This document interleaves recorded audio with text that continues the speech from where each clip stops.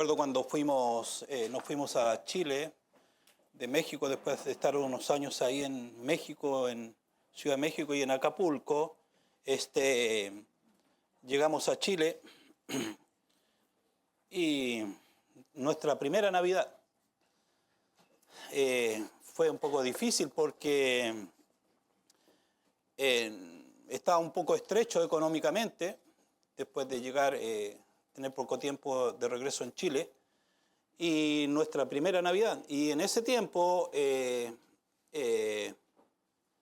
estaba Rodrigo y Richard, que tendrían, ¿cuánto tendría Rodrigo? Tal vez 5 o 4 años, Richard 3 años por ahí, y Viviana estaba pequeñita. Ian todavía no estaba en los planes. Pero obviamente uno como papá, lo que quiere hacer en esa Navidad es comprarle unos regalos bonitos a los hijos, que ellos se sientan contentos, alegres. Entonces yo no tenía casi nada de dinero. Así que fui ahí al centro del pueblo donde vivíamos y entré a un lugar y compré unas espadas, ¿no? Y esas espadas costaban, con luces y todo eso. Y esas espadas, póngale usted, costaban como $1. O sea, de ese nivel de limitación teníamos. $1 cada espada. Entonces me llevé las espadas para la casa, las envolví ahí como pude, pero siempre pensando, me da tristeza, me da dolor en mi corazón no poder darle a mis hijos algo más bonito, más... Y llegó el momento de la celebración de la Navidad y ellos, cuando le entregamos los regalos y ellos abren los regalos, las espadas, y cuando las ven, se emocionaron así, están pero felices. Y yo en mi corazón, por un lado, sentía dolor. Pero ¿qué es lo que representaba para ellos eso? Porque los niños ven las cosas de otra perspectiva, de otra forma. Entonces... pero ellos cuando lo ven con otros ojos. Para ellos eran un regalo súper especial, así que estaban re contentos y muy felices. Bueno, aquí tenemos la historia de los magos que llevaron regalos a Jesús. ¿Qué representaba cada regalo? Sí, cada regalo que ellos llevaron representa algo. Y eso es lo que vamos a compartir hoy. Los regalos de los magos revelan el gran regalo para nosotros. ¿Sí? Los regalos que los magos le llevaron a Jesús, es increíble que esos regalos representan para nosotros el gran regalo de Jesús.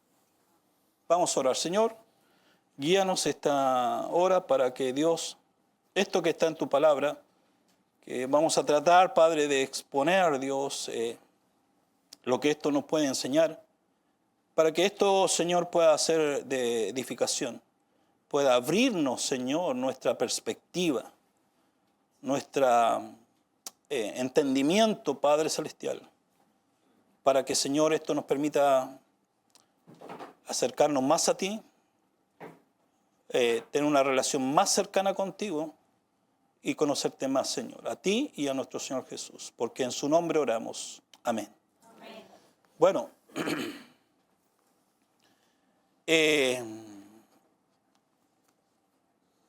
cuando nosotros leemos aquí en el pasaje, ¿no?, que fueron unos magos y le llevaron unos regalos, cuando escuchamos la palabra magos, ¿en qué pensamos nosotros?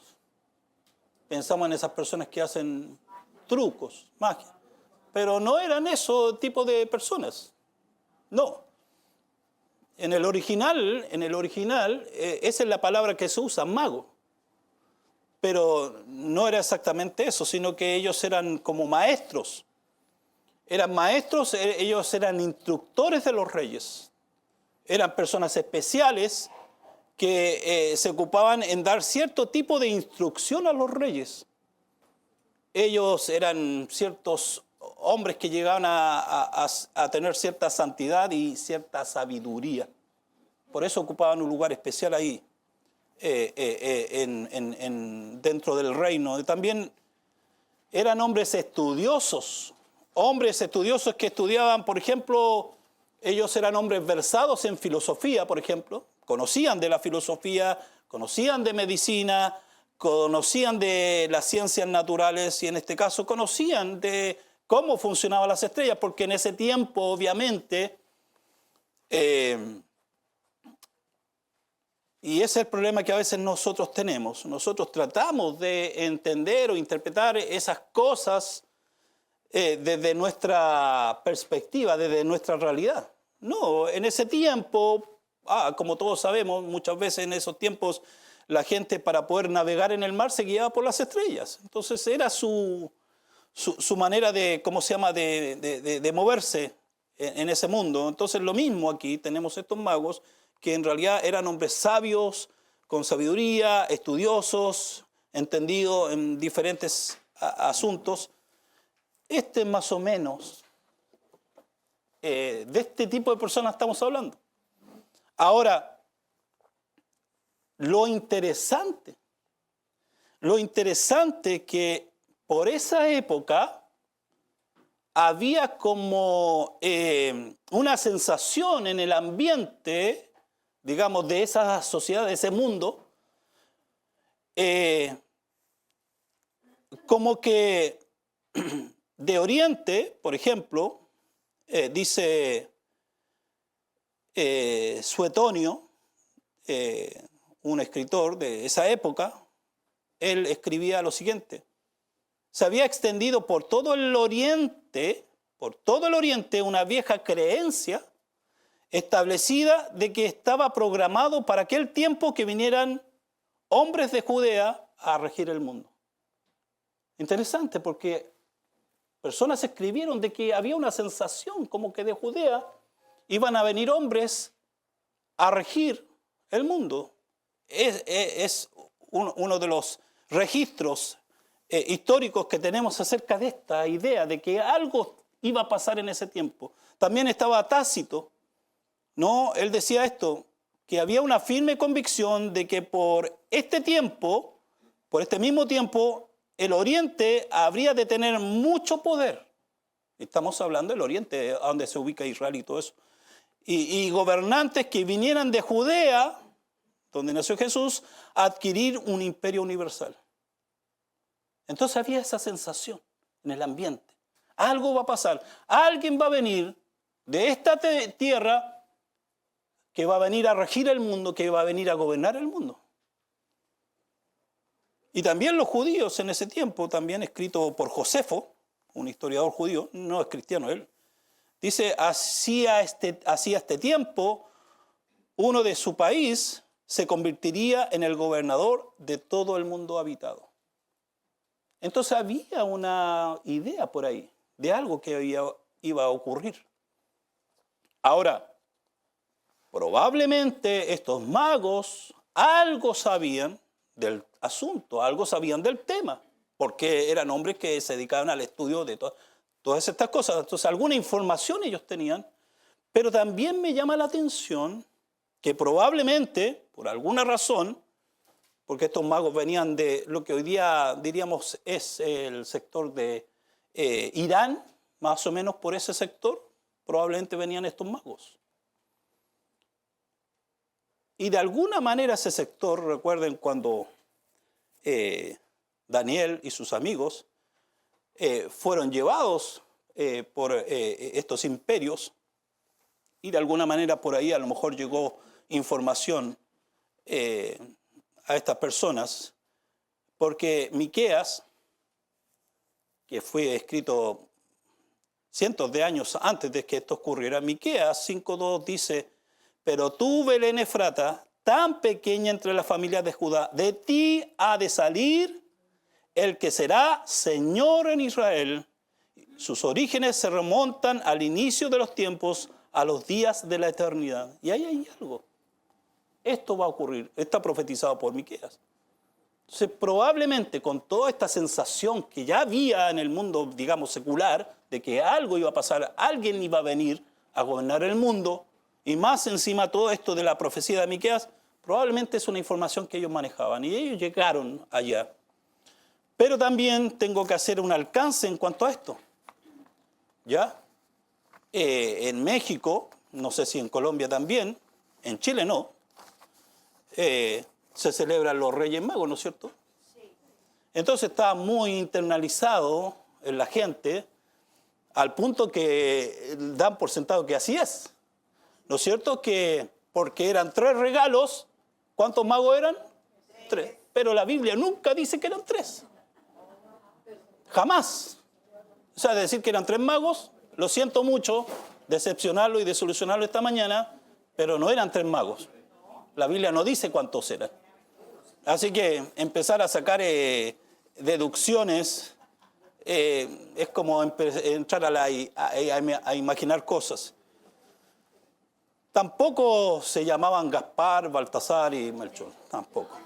Eso, un día a alguien se le ocurrió la buena idea, porque a nosotros las personas, a los seres humanos, nos gusta eso. Nos gusta entrar en ese terreno y inventar cosas, pero no era así. Entonces, esa es la realidad. Entonces, aquí, hermanos, vuelvo a leer el pasaje ahí en Mateo, que dice de la siguiente manera, dice, cuando Jesús nació en Belén de Judea en días del rey Herodes, vinieron del oriente a Jerusalén, dice, 3 magos, no, dice, unos magos, diciendo, ¿dónde está el rey de los judíos que ha nacido? ¿De dónde sacaron esta información? Probablemente todo esto que estaba ahí en el ambiente y esta profecía, dice, porque su estrella hemos visto en el oriente y venimos a adorarle. Oyendo esto el rey, Herodes se turbó y toda Jerusalén con él, y convocados todos los principales sacerdotes y los escribas del pueblo, le preguntó, ¿dónde había de nacer el Cristo? Obviamente Herodes estaba preguntando esto porque le entró la preocupación. Aquí alguien nació y va a venir no sé si se dice así en Colombia, en México, pero en Chile se dice a serruchar el piso. O sea, me va a sacar de mi trono. Y dice, y ellos le dijeron, en Belén de Judea, porque así está escrito por el profeta. O sea, sabían de esta profecía estos hombres. Y dice, y tú, Belén, de la tierra de Judá, no eres la más pequeña entre los príncipes de Judá, porque de ti saldrá un guiador que apacentará a mi pueblo Israel. O sea, las personas que consultó Herodes sabían que esto iba a ocurrir, conocían de la profecía. Entonces, el versículo 7 dice, Herodes, llamando en secreto a los magos, indagó de ellos diligentemente el tiempo de la aparición de la estrella. Y enviándolos a Belén, dijo, id allá y averiguad con diligencia acerca del niño, y cuando le halléis, mentirosamente, ¿no es cierto?, este hombre dice, hacedmelo saber para que yo también vaya y le adore. Tenía un plan, ¿no es cierto? Tenía un plan este hombre premeditado. Dice, ellos habiendo oído al rey, se fueron y aquí la estrella que habían visto en el oriente iba delante de ellos hasta que llegando se detuvo sobre donde estaba el niño. Y al ver la estrella se regocijaron con muy grande gozo. Y al entrar en la casa vieron al niño con su madre María y postrándose le adoraron y abriendo sus tesoros le ofrecieron presentes. 3. Oro, incienso y mirra. Entonces, los regalos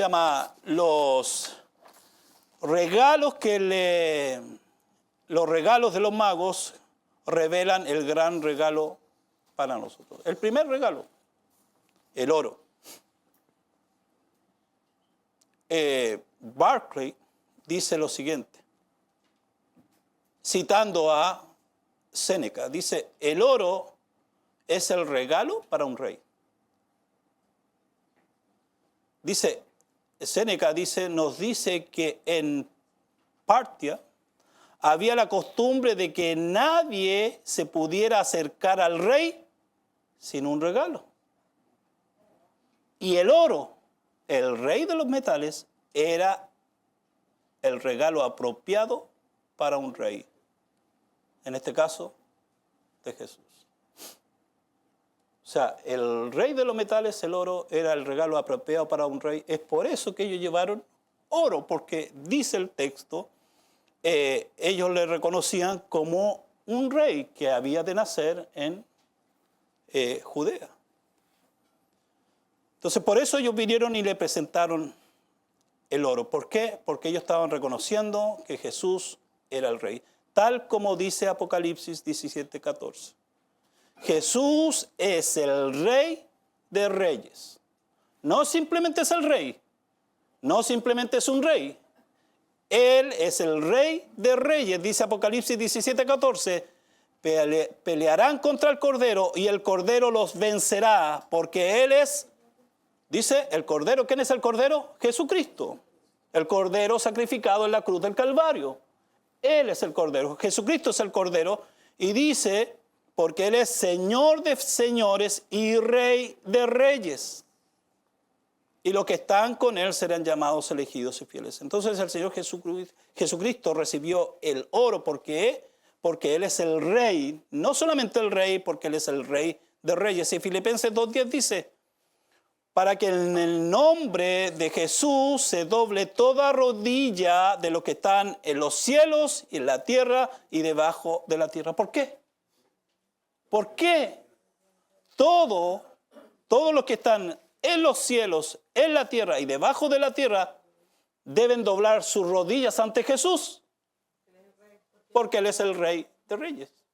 Por eso los magos le llevaron oro, porque ellos están reconociendo a través de ese regalo, que era un regalo, el rey de los metales, era el regalo apropiado para un rey. Por eso le llevaron oro. Ellos no le llevaron oro por llevarle nomás, porque vemos en el texto, ahí en Mateo, que ellos están preguntando, ¿dónde está el rey de los judíos que ha nacido? Por eso le llevaron oro. Ahora,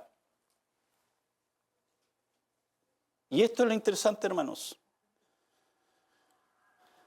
Mire, Él siendo el Rey de Reyes, ya empezando, ¿dónde nació el Señor Jesús? En un pesebre. Lo interesante del pesebre, ¿no? La imagen mental que nosotros tenemos del pesebre es algo muy bonito. ¿No es cierto? Están los animalitos. Está ¿cómo se llama? La paja. Y todo muy bonito. Pero si nosotros hubiésemos estado ese día en que el Señor Jesús nació, en ese lugar, porque no se encontró lugar en el mesón, si nosotros hubiésemos estado ahí y hubiésemos olido, ya no sería tan bonito. O sea, estas cosas nos hacen perder un poco la noción de las cosas, porque en realidad el Rey de Reyes, el Señor de Señores, ante el cual se van a doblar toda rodilla de los que están en el cielo, en la tierra y debajo de la tierra, Él nació en un pesebre.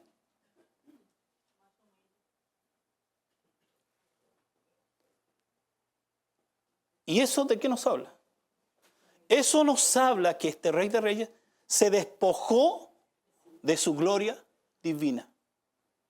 Y ahí empezamos a entender esto que le llevaron los magos, nos empieza a revelar el regalo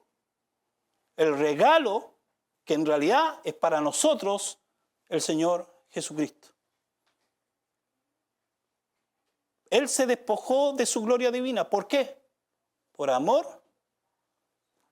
a usted. Mi pregunta, ¿no? La pregunta que yo me hago para mí mismo, por amor a mí. Y la pregunta siguiente es, ¿me merezco ese amor? Esa es la pregunta, también hago esta mañana, o esta hora es, ¿lo hizo por amor a ti? Ahora, ¿tú te mereces ese amor? Pero lo hizo igual. Dice Filipenses 2:6 al 7, dice, el cual dice, siendo en forma de Dios, no estimó el ser igual a Dios como cosa que aferrarse, sino que se despojó a sí mismo, tomando forma de siervo, hecho semejante a los hombres. O sea, este Rey de Reyes, qué diferencia tan grande, cómo funcionamos los seres humanos. Porque si yo estuviera en una posición de rey, jamás, y vemos la gente en este mundo, los poderosos, esas luchas de poder, de llegar a ese punto, ¿no? De agarrar el poder y después de hacer uso de ese poder. Pero usted no ve a personas así, vamos a decir, voluntariamente rebajándose para estar al nivel de los demás. No vemos eso. Eso es lo que hizo el Señor Jesús. Se despojó. Se despojó de su posición, de su gloria divina. ¿Por qué? Por amor a personas como tú y como yo. Ese es el regalo. El oro representa que él era el rey, pero este rey que se despojó también,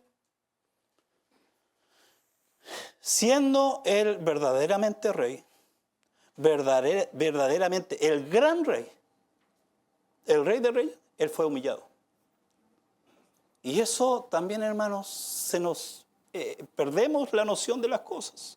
Y la perdemos muchas veces porque pasamos por la palabra de Dios por encimita nomás. No nos detenemos y no meditamos en esas situaciones. Por ejemplo, Mateo 27-29 dice, y pusieron sobre su cabeza una corona tejida de espinas y una caña en su mano derecha. E hincando la rodilla delante de él, le escarnecían, se burlaban, diciendo, salve Rey de los judíos. Qué terrible, hermano. Qué terrible. Cuando uno se detiene ahí, no sigue adelante, sino que se detiene y se pone a pensar cómo habrá sido esa situación en ese instante, el ambiente que había ahí, de lo que el Señor Jesucristo estaba experimentando.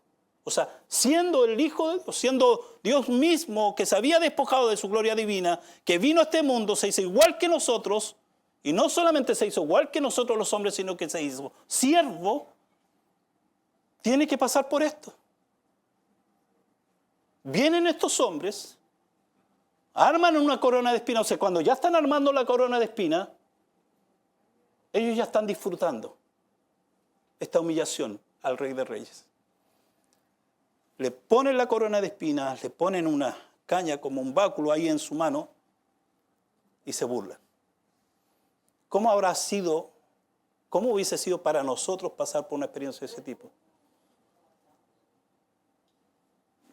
Nosotros hemos pasado por situaciones, digamos, cierto grado de humillación, pero nunca de este nivel. ¿Y cómo nos sentimos? ¿Cómo quedamos? ¡Wow! Imagínense él. Entonces, el Rey de Reyes se despojó de su gloria divina por amor a nosotros, y él, siendo verdaderamente el gran rey, fue humillado. Y también negado como tal. Porque Juan 19-21 dice, escribió también Pilato un título. Pilato puso un título ahí en la cruz. Dice, el cual decía, Jesús Nazareno, Rey de los judíos. Y muchos de los judíos leyeron este título porque el lugar donde Jesús fue crucificado estaba cerca de la ciudad.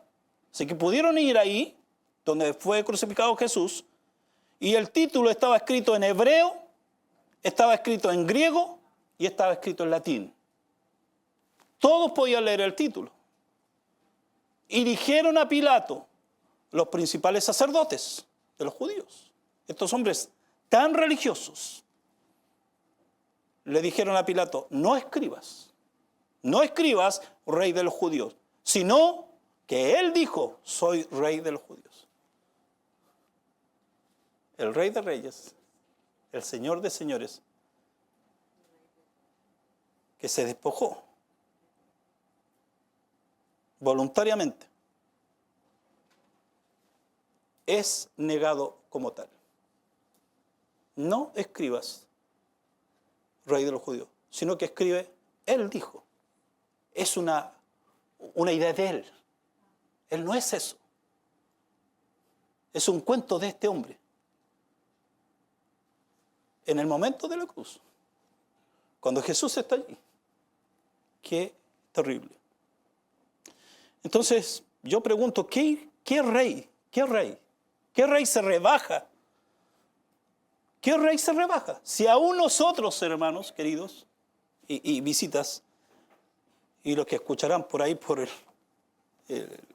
internet, si aún nosotros luchamos con garras y uñas para no rebajarnos, si nosotros nos resistimos y luchamos como sea para que no tener que ser rebajados o no rebajarnos, nos queremos mantener en esa posición. En cambio, Jesús, el Rey de Reyes, se rebajó para darnos el regalo más importante y más necesario.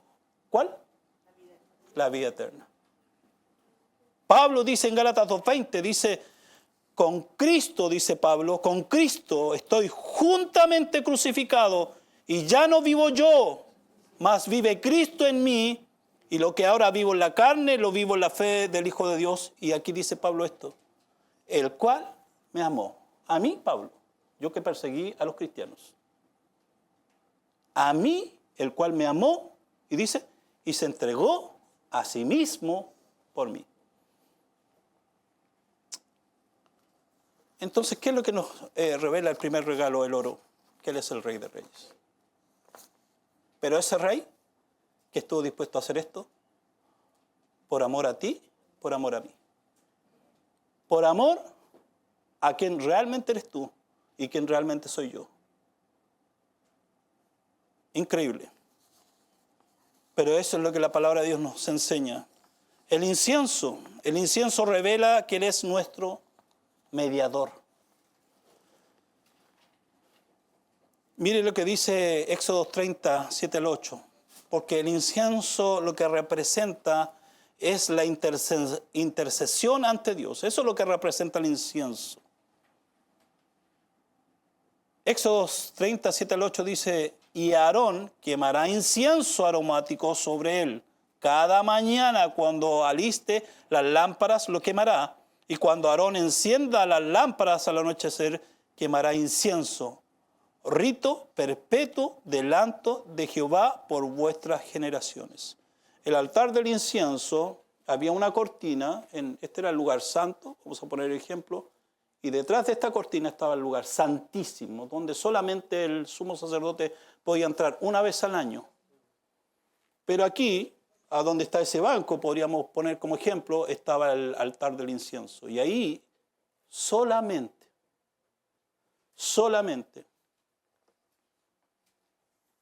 el sumo sacerdote podía ofrecer incienso, nadie más. Y el incienso representaba la intercesión ante Dios. O sea, el sumo sacerdote era ese puente entre los hombres y Dios. Nadie podía ocupar el lugar del sumo sacerdote. Era el único que tenía, digamos, esa función. Nadie más.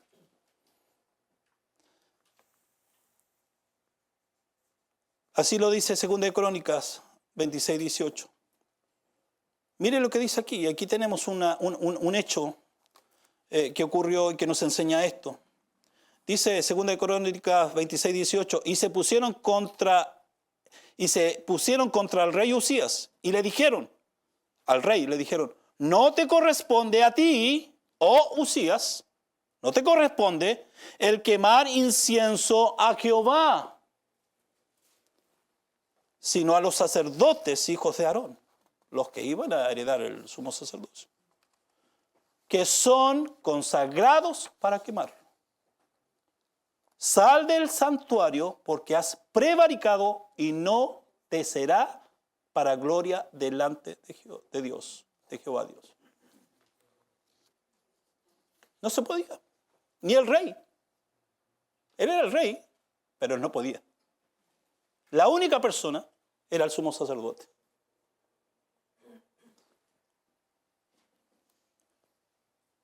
Y esto que hizo este rey, ofreció fuego o incienso, le llamaríamos, o la palabra le llama extraño. ¿Por qué? Porque era la adulteración. Era adulterar la forma y los elementos que debía contener lo establecido por Dios. En este caso, un rey ofreciendo el incienso, lo cual solamente el sumo sacerdote podía hacer. Es interesante, porque también nosotros los hombres buscamos llegar a Dios a nuestra manera. Y de alguna manera hacemos lo mismo que este rey, o lo que hicieron otros en la historia también, ofreciendo una especie de fuego extraño. O sea, haciendo las cosas, queriendo acercarse a Dios a su manera, y no a la manera que Dios estableció. Así que solamente la única manera de acercarnos a Dios es a través de Cristo, porque Cristo dijo clarito, dijo, yo soy el camino, la verdad y la vida. ¿Y qué dice? Nadie viene al Padre sino por mí. Cristo es nuestro único mediador. El incienso revela, ¿no es cierto?, la intercesión. Eso es lo que revela el incienso. Que el Señor Jesús intercede por nosotros. Él es nuestro mediador. Eso es lo que revela el incienso. Cristo es nuestro único mediador. El camino nuevo y vivo. Mire lo que dice 1 Timoteo 2:5. Es impresionante este versículo. Lo he leído un montón de veces, pero ahora trabajando, preparándome para el sermón, me observé un detalle más en este texto. Mire lo que dice. Dice, porque hay un solo Dios y un solo mediador entre Dios y los hombres, Jesucristo hombre. Lo que tenía siempre claro yo, siempre lo había observado, porque siempre me enfocaba en ese aspecto del texto, es que hay un solo mediador entre Dios y los hombres. ¿Quién? Jesucristo hombre. El Señor Jesucristo es el único mediador. Pero ¿qué le da más fuerza a esto? Que Él es el único mediador. Cuando dice, porque hay un solo Dios. Hay un solo Dios. Y es el Dios de la Biblia, no hay otro Dios. Es el Dios de Abraham, el Dios de Jacob. Es el único Dios. Entonces, hay un solo Dios. No existen varios dioses. No existen más dioses. Todos esos dioses inventados por el hombre no existen. Y entonces hay un solo Dios, el que creó todas las cosas, todo lo que existe. Y la única manera de llegar a ese Dios, el único intermediario, es el Señor Jesucristo. No hay más. Entonces cuando los magos, estos sabios de Oriente, ofrecen oro, dicen, este es el rey, le reconocemos como el rey. Cuando ellos traen el incienso, dicen, le reconocemos, ¿no es cierto?, como el intermediario, el intercesor, el único que te permite a ti y a mí poder llegar a la presencia de este Dios que creó todas las cosas. Lo último, la mirra revela que nació para morir. Juan 19, 39 al 40 dice así, también Nicodemo, el que antes había visitado Jesús de noche, vino trayendo un compuesto de mirra y de áloes, como 100 libras. Tomaron pues el cuerpo de Jesús y lo envolvieron en lienzos con especias aromáticas, según su costumbre, según es costumbre sepultar entre los judíos. Entonces, ¿qué trajo Nicodemo? Trajo mirra y otras especias aromáticas, otras. Y tomaron esto y lo pusieron en el cuerpo de Jesús, en su muerte. O sea, la mirra que fue usada en la hora de su muerte, cuando también la tuvo en la hora de su nacimiento. Eso revela. El regalo para ti y para mí, el regalo que estos magos llevaron al Señor Jesús nos revela el regalo que Él tenía para nosotros.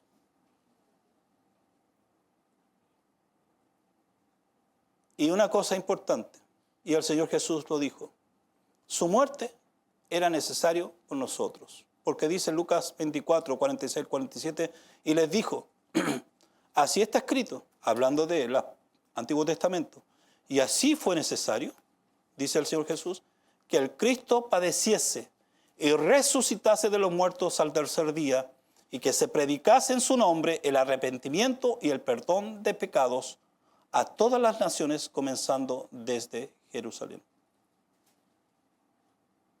Era necesario. El Señor Jesucristo le dice a sus discípulos, esto era necesario. ¿Por quién era necesario? Por nosotros los humanos. Era necesario que Él muriese. Y desde el día de su nacimiento, cuando los magos llevan los regalos, y uno de los regalos es la mirra, eso nos revela que Él nació con un propósito. Increíble, un propósito bien claro. ¿Cuál propósito era ese? Morir por nosotros. Porque en el día de su muerte, lo mismo que le ofrecieron en el día de su nacimiento, fue la mirra. Y eso revela que Él nació para morir. Para que Él muriese, ¿para qué? Para el perdón de nuestros pecados. Pero como dice el texto, para poder experimentar el perdón de nuestros pecados, el paso anterior a experimentar el perdón de los pecados, ¿cuál es? El arrepentimiento. Pero ahí está el regalo para nosotros.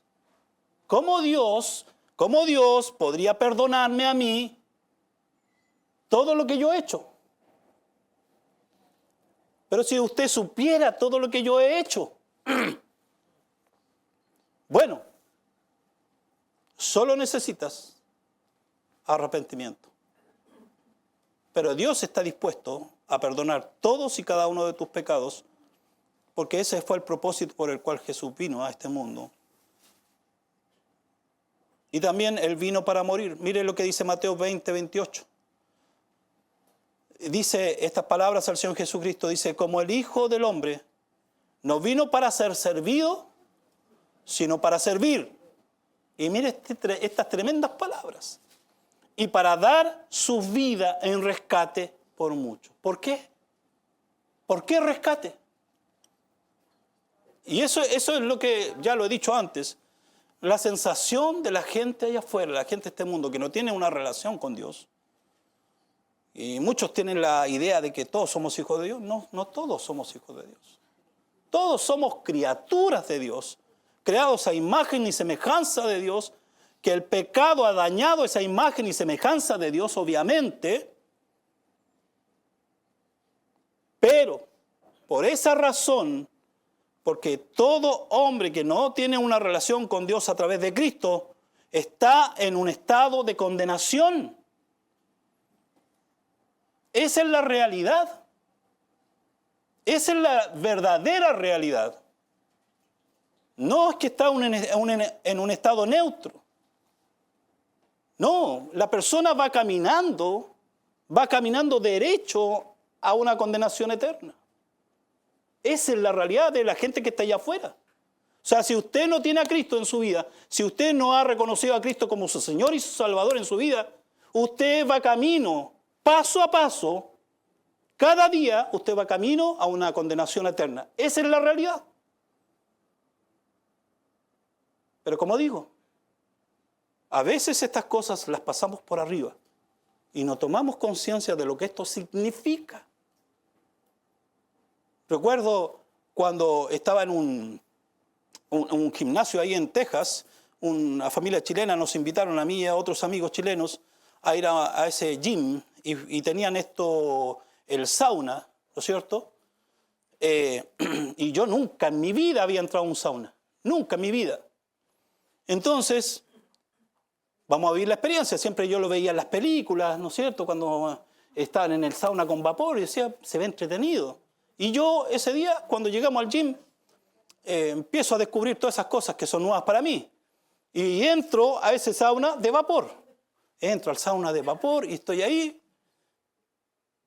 Y hermanos, el calor, esa sensación de respirar un calor húmedo, para mí fue una cuestión tan extraña, pero yo no duré ni un minuto. ¿Qué hice? Ok, me bajé, abrí la puerta y me salí. Dije, ya, no, esta cosa no funciona para mí. Entonces después veo que como cerca de ahí estaba el otro tipo de sauna que es seco, ¿no? Que es pura madera. Y entro ahí y dije, bueno, aquí a lo mejor sí la cosa puede que funcione. Yo creo que aquí. Entro y la misma historia, no aguanté ni un minuto y me salí. Esa experiencia en mi vida, que es una experiencia, digamos, común y corriente, que no tiene nada de especial ni de importante, pero de alguna manera el Señor la dejó marcado en mí porque eso me hizo reflexionar en algo. Dije, yo entré a un lugar donde el calor es tan insoportable que no lo resistía. Pero yo tenía la posibilidad, la oportunidad de abrir la puerta y de salir. Pero la persona que va a un lugar de condenación eterna va a entrar en ese lugar y nunca va a poder salir de ahí. Esa es la realidad. Y la gente en este mundo no logra entender a lo que se está enfrentando, a lo que está expuesta. Y la decisión, en un sentido, está en tus manos. Este es el regalo. El oro, el Rey de Reyes. El incienso es la persona que te permite llegar a Dios, el que creó todas las cosas, y experimentar su perdón. La mirra representa que Él nació para morir por ti, por una persona como tú. Pero tú, de todas maneras, dispuesto a ir a la cruz, aún conociendo quién eras tú, y Él dijo, de todas maneras voy a la cruz para morir por ti. ¿Por qué? Porque Él quiere perdonar todos y cada uno de tus pecados. Recuerdo cuando estábamos ahí en Acapulco, mi esposa estaba encargada de los adolescentes y un día quiso llevarle un regalo a una chica. Le compró un regalo, era el día sábado, reunión de jóvenes, terminó la reunión de jóvenes, se acerca la chica y le entrega el regalo. Era una chica adolescente. Le entrega el regalo. Lo extraño fue la reacción de la chica. ¿Y por qué? ¿Y por qué? Ella tenía la sensación, tenía la idea de que si ella recibía un regalo, tenía que ser porque ella merecía ese regalo. Por alguna razón, pero ella tenía que merecer ese regalo. Por eso su reacción fue extraña.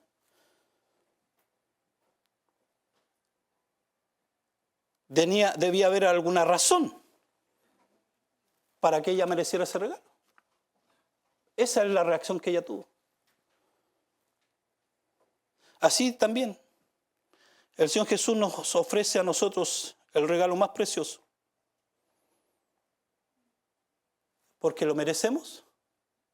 No. Porque Él nos ama. Nada más. No hay otra explicación. ¿Por qué? Porque Él sabe dónde estás y Él te quiere rescatar de ahí. Entonces, se dan cuenta, queridos hermanos, que los regalos que llevaron los magos al Señor Jesús, lo que revelan es el gran regalo, en realidad, para ti y para mí. Padre, gracias. Gracias porque no comprendemos, Señor, tu amor. No lo comprendemos. Lo único que podemos hacer, Dios, es experimentar tu amor, percibir, sentir tu amor.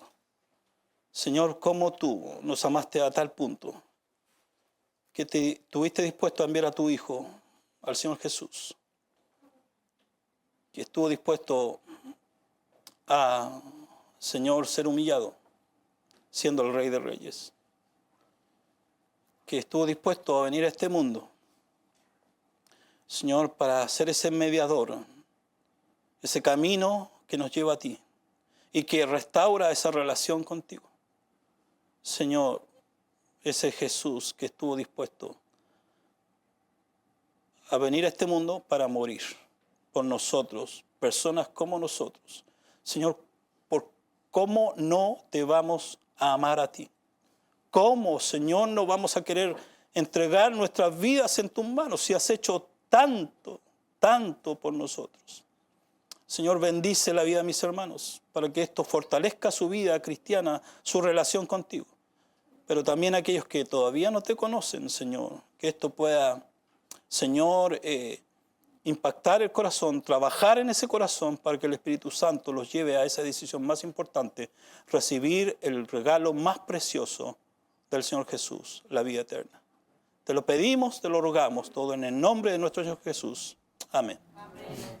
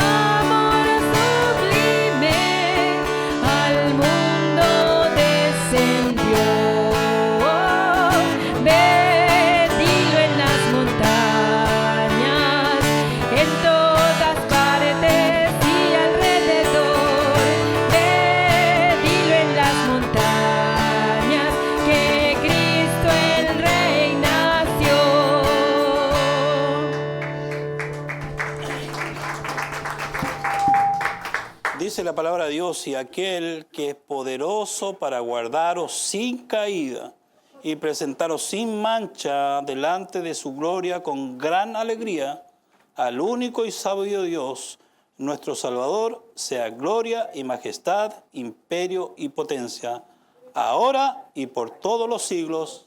Amén. Señor, gracias por darnos la oportunidad en medio de este clima, haber venido esta mañana acá, reunirnos, congregarnos y ser edificados a través de las alabanzas y ser edificados a través de tu palabra. Gracias, bendito Dios. En Cristo Jesús oramos. Amén.